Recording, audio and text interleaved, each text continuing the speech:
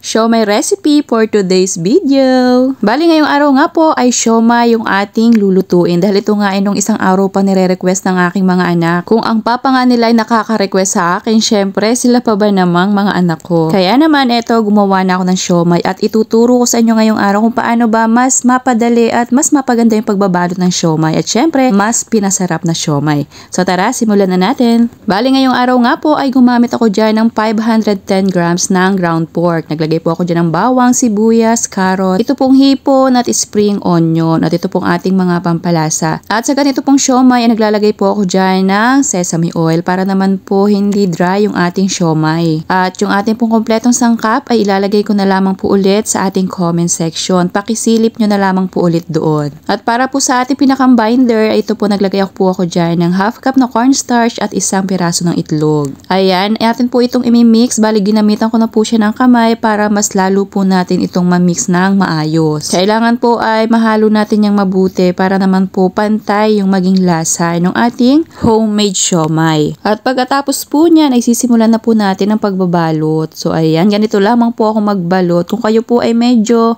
nahihirapang magbalot ng siomai, ito tuturuan ko po kayo ng isang paraan.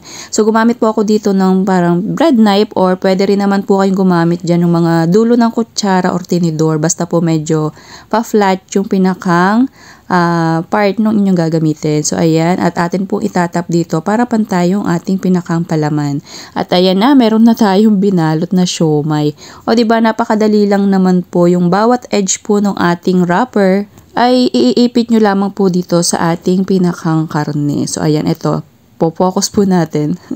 Diba, napakadali lang naman. At sa ganitong paraan, talaga naman pong napakaganda ng pagkakabalot ng siomai.